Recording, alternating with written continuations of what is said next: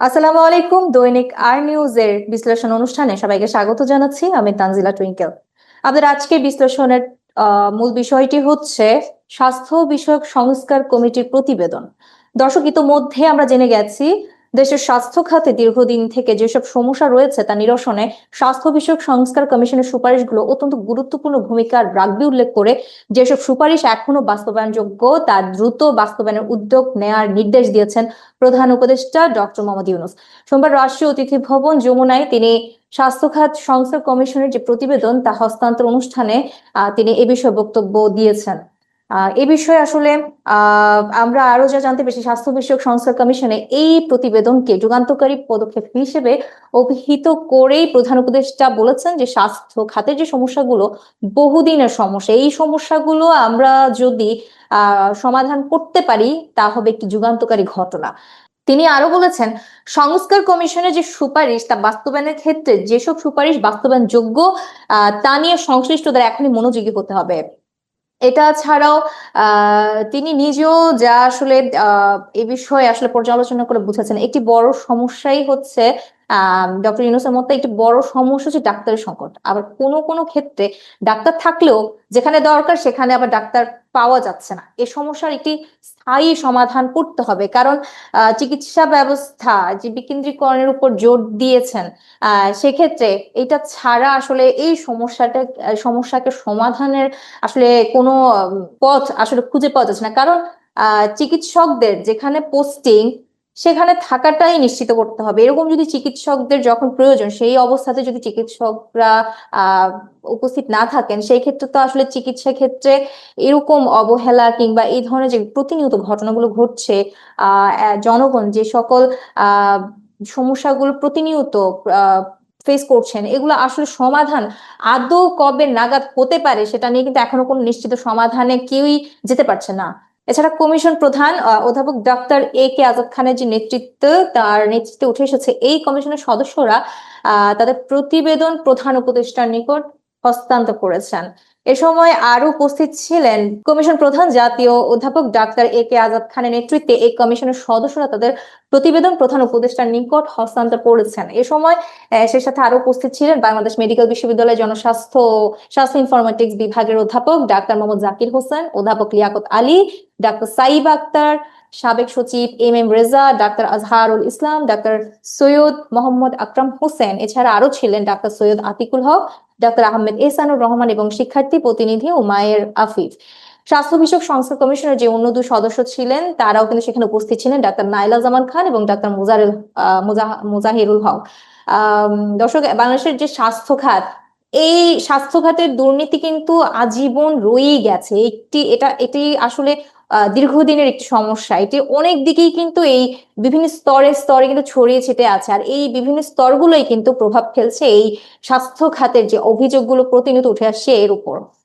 যেমনটা আমরা জানতে পেরেছি, প্রতিবেদনে বিশেষ বিশেষ প্রতিবেদন উঠে এসেছে স্বাস্থ্য খাতের 11টি খাতে সবচেয়ে বেশি দুর্নীতিগ্রস্ত, যেখানে রয়েছে কেনাকাটা থেকে শুরু করে নিয়োগ, পদোন্নতি, বদলি, পদায়ন, চিকিৎসা সেবায় ব্যবহৃত যন্ত্রপাতির ব্যবহার, ওষুধ সরবরাহ থেকে শুরু করে 11টি খাতে দুর্নীতি সবচাইতে বেশি হয়ে থাকে। এদিকে দুদকের একটি প্রতিবেদনেও কিন্তু এই তথ্যটি তুলে ধরা হয়েছে যে এইসব দুর্নীতি প্রতিরোধে 25 দফা সুপারিশও করেছে, যাতে করে সংস্থাটি এই 25টি যে সুপারিশ করেছে সংস্থাটি এই কারণে যাতে করে একটি আর্থিক একটি সর্বোচ্চ ফলাফল আসলে পাওয়া যায় এবং এই সমাধান থেকে আসলে উত্তরণ যাতে দ্রুততম সময়ের মধ্যে সমাধান করা সম্ভব হয়। কারণ গতকাল বৃহস্পতিবার দুপুরে সচিবালয়ে প্রতিবেদনটি স্বাস্থ্যমন্ত্রী জাহেদ মালিকের হাতে তুলে দেওয়ার পর দুদকের কমিশনার মোজাম্মেল হক খান সেখানে উপস্থিত ছিলেন এবং সেখানে দুদকের স্বাস্থ্য মন্ত্রণালয় সংক্রান্ত প্রাতিষ্ঠানিক যে দল, সে দলটি পর্যবেক্ষণ যে প্রতিবেদনটি তৈরি করেছিলেন তাও কিন্তু সেখানে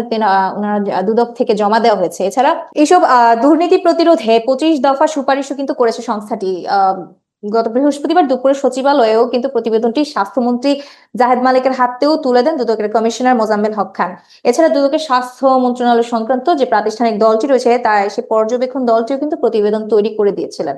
স্বাস্থ্য বিষয়ক সংস্কার কমিশনের প্রতিবেদনকে যুগান্তকারী পদক্ষেপ হিসেবে আসলে অভিহিত করে প্রধান উপদেষ্টা বলেছেন যে স্বাস্থ্য খাতে যে সমস্যাগুলো রয়েছিল এগুলো আসলে বহুদিনের সমস্যা। এর মাধ্যমে আমরা যদি এসব সমস্যা, যে সমস্যাগুলো উঠে এসেছে ইতোমধ্যে, ফাইন্ড আউট করে যেটা পেয়েছেন, এই সমস্যাগুলো যদি দ্রুত সময়ের মধ্যে সমাধান করা যায়, সেই ক্ষেত্রে কিন্তু এর কোনো না কোনো সংস্কার আদৌ আসলে তো খুব দ্রুত সময়ের মধ্যে তৈরি করা সম্ভব। এছাড়া তদন্তে উঠে এসেছে এবং তদন্ত করার পর এখানে কিছু সুপারিশ মালা নীতিও কিন্তু এসেছে, যেমন স্বাস্থ্য সংস্কার কমিশনের যে প্রধান, তার মতে সুপারিশ সমূহগুলো ছিল প্রথমত স্বতন্ত্র বা বাংলাদেশ স্বাস্থ্য সার্ভিস গঠন, যেমন বিসিএস ক্যাডারের পরিবর্তে বাংলাদেশ স্বাস্থ্য সার্ভিস নামে একটি স্বতন্ত্র কাঠামো গঠনের প্রস্তাবও করা হয়েছে।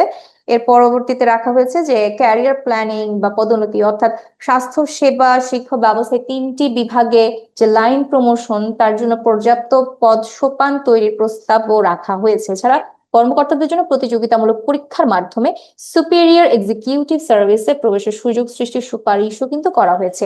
তার মধ্যে তৃতীয় যে সুপারিশটি ছিল তা ছিল স্বাস্থ্য শিক্ষা ও সেবা বিভাগ পৃথকীকরণ, অর্থাৎ চিকিৎসা প্রতিষ্ঠানগুলোকে একাডেমিক ও সার্ভিস হাসপাতাল হিসেবে ভাগ করে তাদের ব্যবস্থাপনা ও নিয়ন্ত্রণ স্ব বিভাগের অধীনে ন্যস্ত করার যে প্রস্তাব, তাও কিন্তু রাখা হয়েছে। চতুর্থ অবস্থা ছিল জনবল নিয়োগ ও উপস্থিতি নিশ্চিতকরণ, অর্থাৎ নতুন চিকিৎসা প্রতিষ্ঠান স্থাপনের পূর্বেই প্রয়োজনীয় ও দক্ষ জনবল নিয়োগের ব্যাপার যাতে নিশ্চিতকরণ করা হয় এবং উপস্থিতি নিশ্চিতকরণের জন্য কিন্তু ডিজিটাল হাজিরা এবং সরেজমিনে তদারকি বাড়ানোর সুপারিশও করা হয়েছে। এছাড়া আরো রয়েছে যে বাজেট বরাদ্দ, দালাল দমন নীতির কথাটি কিন্তু উঠে এসেছে, অর্থাৎ সরকারি যে হাসপাতালগুলো রয়েছে সেখানে শয্যা সংখ্যার পরিবর্তে চিকিৎসা গ্রহণকারী রোগীর সংখ্যা অনুপাতে বাজেট বরাদ্দ করা এবং দালালদের দৌরাত্ম্য অবসানে কার্যকর উদ্যোগ নেওয়ার প্রস্তাবনা দেওয়া হয়েছে। এদিকে 6 নম্বরে রাখা হয়েছিল স্বাস্থ্য সুরক্ষা আইন ও রেগুলেটরি কর্তৃপক্ষ, অর্থাৎ চিকিৎসক, স্বাস্থ্যকর্মী ও রোগীদের স্বার্থে ভারসাম্য রেখে স্বাস্থ্য সুরক্ষা আইন প্রণয়ন এবং ল্যাবরেটরি গুলোর মান গ্রহণের জন্য একটি রেগুলেটরি কর্তৃপক্ষ সৃষ্টির সুপারিশও করা হয়েছে। এই প্রতিবেদনের 7 নম্বরে ছিল ফিজিওথেরাপি বিভাগ ও পদ সৃষ্টি, অর্থাৎ সব সরকারি মেডিকেল কলেজ হাসপাতাল থেকে শুরু করে বিশেষায়িত হাসপাতাল, আইএইচটি এবং জেলা উপজেলা পর্যায়ের সদর জেনারেল হাসপাতাল সমূহগুলোতেও ফিজিওথেরাপি চিকিৎসার জন্য বিভিন্ন ফিজিওথেরাপি বিভাগ এবং ফিজিওথেরাপিস্ট পদ সৃষ্টির প্রস্তাবনাও রাখা হয়েছে। এদিকে 8 নম্বরে ছিল কমিউনিটি স্বাস্থ্য কেন্দ্র পরিচালনা, অর্থাৎ গ্রাম পর্যায়ে প্রতিষ্ঠিত যে কমিউনিটি স্বাস্থ্য কেন্দ্রগুলো রয়েছে সেগুলোকে সুষ্ঠুভাবে পরিচালনার জন্য বেসরকারি সংস্থাগুলোকে দায়িত্ব প্রদান এবং সরকার সুনির্দিষ্ট শর্তে বাজেট বরাদ্দ দিয়ে কেন্দ্রগুলো পরিচালনা এবং আউটসোর্স করার সুপারিশও রাখা হয়েছে। অর্থাৎ পুরো ব্যাপারটিকে আসলে পর্যবেক্ষণ করলে আমরা যা দেখতে পেয়েছি যে 2024 সালের ঠিক 17 নভেম্বর বাংলাদেশ ডায়াবেটিক সমিতির যে সভাপতি, দর্শক উল্লেখ্য রয়েছে যে 2024 সালে যে 17 নভেম্বর বাংলাদেশ ডায়াবেটিক সমিতির সভাপতি অধ্যাপক A.K. আজাদ খানকে প্রধান করে 12 সদস্য বিশিষ্ট স্বাস্থ্য খাত সংস্কার কমিশন গঠন করেন অন্তর্বর্তী সরকার। এদিকে কমিশনের সদস্য করা হয়েছে ইতিমধ্যে অধ্যাপক ডাক্তার মোহাম্মদ জাকির হোসেন আর অধ্যাপক ডাক্তার লিয়াকত আলী, অধ্যাপক ডাক্তার সাইবা আক্তার, অধ্যাপক ডাক্তার নাইলা জামান খান সাবেক সচিব। তো দর্শক আসলে এই পুরো বিষয়টিকে পর্যালোচনা করে আমরা যতটুকু আমরা আমাদের এই প্রসঙ্গে তুলে ধরেছি বিশ্লেষণে, যে আসলে এই যে স্বাস্থ্য খাতে যে দুর্নীতি, এটির যে প্রধান প্রধান বিষয়গুলো এখন বর্তমানে এই তদন্ত প্রতিবেদনগুলোতে উঠে এসেছে এবং আমাদের অন্তর্বর্তীকালীন সরকার ডক্টর মোহাম্মদ ইউনূস তিনি বর্তমানে এইসব বিষয়ে খুব গুরুত্ব সহকারে দেখতে বলেছেন। এবং এইবার যদি এই সংস্কারগুলোকে আদৌ, এই সংস্কারের যে দৌরাত্ম্য তা যদি নিশ্চিহ্ন করা সম্ভব হয়, সেক্ষেত্রে কিন্তু এই যে স্বাস্থ্য খাতে যে এত বড় একটা দুর্নীতি, তা কিন্তু আসলে কিছুটা হলেও কিন্তু দূর করা সম্ভব। কারণ স্বাস্থ্য খাতের সাথে জড়িয়ে আছে একটা মানুষের জীবন এবং দেশের জনগণের ভবিষ্যৎ, এবং স্বাস্থ্য খাতের দুর্নীতি মানে হচ্ছে একটি দেশের জন্য চরম অবমাননাকর, যেমন তেমনি কিন্তু দেশের অর্থনীতির জন্য কিন্তু খুব ভয়াবহ একটা অবস্থা হয়ে দাঁড়ায়। সেই জায়গা থেকে আসলে বলবো যে স্বাস্থ্য খাতের দুর্নীতি নিয়ে এই পর্যন্ত বহুবারই বহু কিছু উঠে এসেছে, কিন্তু এর যুগান্তকারী কোনো পরিবর্তন আমরা আদৌ দেখতে পাইনি। কিন্তু এবার আমরা কিছুটা ভরসা রাখছি অন্তর্বর্তীকালীন সরকার ডক্টর মোহাম্মদ ইউনূস তিনি হয়তো বা যুগান্তকারী কোনো একটি পরিবর্তন আমাদের সামনে নিয়ে আসবেন এবং অচিরে আমরা নতুন কোনো একটি স্বাস্থ্য খাতকে সামনে দেখতে পাবো। সে প্রত্যাশা নিয়ে আমি তানজিলা টুইঙ্কেল এখানে শেষ করছি। দৈনিক আর নিউজের সকল আপডেট পেতে অবশ্যই চোখ রাখুন ফেসবুক পেজ ও ইউটিউব চ্যানেলে। সে পর্যন্ত সবাই ভালো থাকুন, সুস্থ থাকুন। আল্লাহ হাফেজ।